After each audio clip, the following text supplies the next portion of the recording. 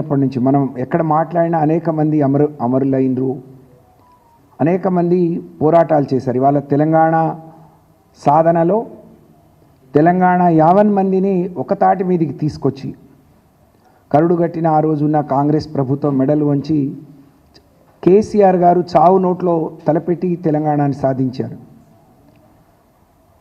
సాధించుకున్న తెలంగాణను 10 ఏళ్ళు ఒక తండ్రి మనసుతో, ఒక కుటుంబ పెద్ద ఆ కుటుంబ బాగు కోసం, తన కన్న పిల్లల కోసం, సమాజంలో ఆ కుటుంబం గౌరవంగా ఉండాలని కోరుకున్నట్టే ఈ రాష్ట్రం దేశంలో అగ్రభాగాన ఉండాలి. అభివృద్ధి అంటే ఏదో మేడలు కట్టడం, రోడ్లు వేయటం కాదు. ప్రతి పేదవాడు సంతోషంగా ఉండాలి, కడుపు నిండా తినాలని ఆలోచించి వారు అనేక కార్యక్రమాలు తీసుకున్నారు. ఇంత గొప్ప నాయకుడు ఇవాళ 20 నెలలకే ప్రజలందరూ గుర్తించి తిరిగి కేసీఆర్ గారు లాంటి నాయకుడు తెలంగాణకు అవసరమని చెప్పి గుర్తిస్తున్న క్రమంలో మరి కవిత గారు మాట్లాడిన మాటలు నమ్ముకున్న నాయకులను, ప్రజల్ని కూడా ఎంతో మానసిక వేదనకు గురి చేసింది.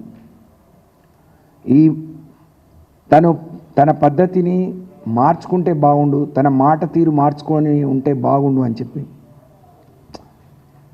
మొన్న మరి నిజంగా వారు నిన్న మాట్లాడినప్పుడు అవి చూస్తే మాకు చాలా బాధ అనిపించింది. ఒకవైపు పార్టీలో కేసీఆర్ గారి తర్వాత కేసీఆర్ గారికి కుడి భుజం ఎడం భుజాలుగా మరి హరీష్ రావు గారు, కేటీఆర్ గారిని మేము అందరం భావిస్తాం. కొన్ని రోజులు కేటీఆర్ గారిని ఉద్దేశించి కొన్ని మాటలు మాట్లాడారు. నిన్న కొత్తగా మళ్ళీ హరీష్ రావు గారి గురించి వారు మొన్న అసెంబ్లీ జరిగిన తీరు చూసిన ప్రతి ఒక్కరూ కాళేశ్వరం కమిషన్, కాళేశ్వరం మీద అవినీతి జరిగిందని, ఆ అవినీతి జరిగిందని చెప్తూ దాన్ని ఎక్కడ నిరూపించుకోలేక 15 నెలలుగా వేసిన కమిషన్ కూడా ఒక స్పష్టంగా ఇక్కడ అవినీతి జరిగింది, ఇక్కడ తప్పు జరిగింది అని చెప్పలేని పరిస్థితిలో ఏం చేయాలో పాలుపోక ఒక్కరోజు మరి ఇవాళ హైకోర్టులో మేము కేసు వేసిన తర్వాత హైకోర్టు ఏదైనా డైరెక్షన్ ఇస్తుందో, ఎక్కడ ఆగిపోతుందో, దీన్ని రాజకీయంగా వాడుకోలేమో, ప్రజల దగ్గరికి పోవటానికి ఇన్ని రోజులు కాళేశ్వరం అన్నారు ఏమైంది అని ఎక్కడ అడుగుతారో, కాబట్టి దీన్ని ఒక ఆయుధంగా చూపించాలని చెప్పి సిబిఐకి ఇచ్చింది కాంగ్రెస్ పార్టీ, రేవంత్ రెడ్డి గారి సర్కారు. దాంట్లో ఏం లేదు, కొండను తోవి ఎలుకను పట్టినట్టుగా ఉండే. ప్రజలందరూ కూడా తూ అని ఒక్క హరీష్ రావు గారే ఒంటి చేత్తో బ్యాటింగ్ చేస్తూ 10 మంది మంత్రులు 33-34 సార్లు ఇబ్బంది పెట్టినా, ఆటంకపరిచినా చాలా బ్రహ్మాండంగా సమాధానం చెప్పి అందరూ నోళ్ళు మూయిస్తే అందరూ వావా అని పొగుడుతా అంటే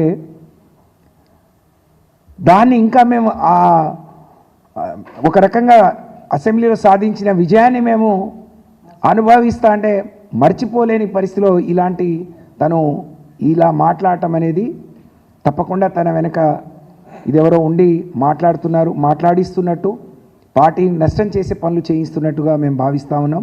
తను నిన్న మాట్లాడుతూ అన్నారు నేను తోలుబొమ్మను కాదు అని. కానీ 3 నెలలుగా తను మాట్లాడిన సిరీస్ అన్ని తీసి చూస్తే తనే అర్థం చేసుకోవచ్చు. ఎందుకంటే తను చాలా విద్యావంతురాలు, తెలంగాణ ఉద్యమంలో ఉంది. తెలంగాణ ఉద్యమానికి తను కూడా కలిసి ఆ రోజు మరి బతుకమ్మతో మహిళలందరినీ ఒకతాటి మీదకి తీసుకొస్తే ఈ తెలంగాణ ఉద్యమంలో సకల జనులు ఉద్యమం చేసిండ్రు. తెలంగాణలో ఉండే అనేక కులాలు, అనేక సంఘాలు, అనేక మంది ఉద్యోగస్తులు, అనేక మంది విద్యార్థులు, అనేక మంది అసూలు బాసి అనేక మంది చేసింటే తెలంగాణ వచ్చింది. అందరికీ అన్ని అవకాశాలు రాకపోవచ్చు, కానీ కవిత గారిని బ్రహ్మాండంగా కేసీఆర్ గారు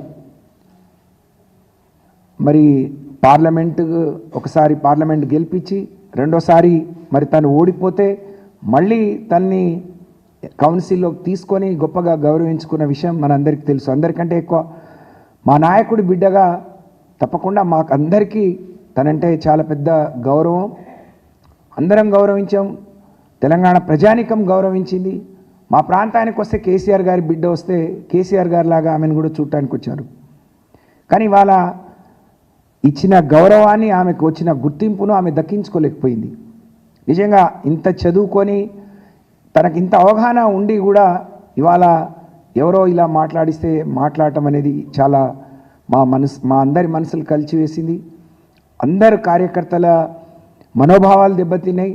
అందుకనే ఇలాంటి నిర్ణయం తీసుకున్నారు.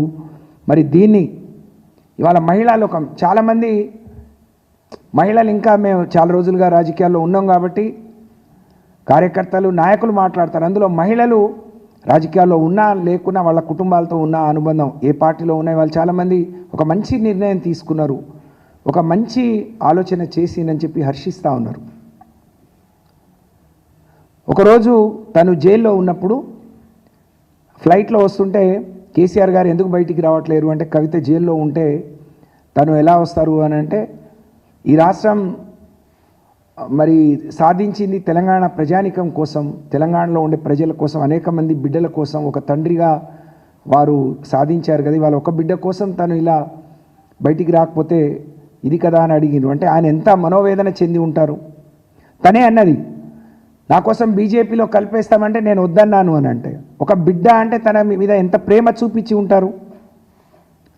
ఇవన్నీ మర్చిపోయి ఇవాళ పార్టీని, కేసీఆర్ గారిని, లేకుంటే హరీష్ రావు గారిని, సంతోష్ రావు గారిని, కేటీఆర్ గారిని, లేకపోతే పార్టీని, మరి పార్టీ ఉంటే ఎంత పోతే ఎంత అని మాట్లాడితే, మరి పార్టీ ఇన్ని లక్షల మంది అభిమానించే పార్టీ, ఇన్ని కోట్ల మంది ఆదరించి నిలబెట్టిన పార్టీ, అటువంటి పార్టీ ఉంటే ఎంత పోతే ఎంత అని మాట్లాడితే అసలు నువ్వు ఉంటే ఎంత లేకపోతే ఎంత అనే పరిస్థితి ఈరోజు ప్రజలు ఆలోచించే, కార్యకర్తలు ఆలోచించే పరిస్థితి వచ్చింది అని అంటే, దీనికి తను మాత్రమే బాధ్యురాలని చెప్పి తెలియజేసుకుంటూ, ఇంత గొప్ప నిర్ణయం కన్న బిడ్డైన తన గుండెల మీద ఆడుకొని మరి తను నడక నేర్పిన బిడ్డ, తను అన్నీ నేర్పి ఇక్కడ వరకు నడిపించి తన బిడ్డ చాలా గొప్పగా ఉండాలని మనసులో ఎంత ఉన్నా ఇవాళ ఇలాంటి నిర్ణయం తీసుకోవటం అంటే పార్టీ ముందు కార్యకర్తల కంటే ఏది ఎక్కువ కాదు, బిడ్డ కాదు, కుటుంబం కాదు.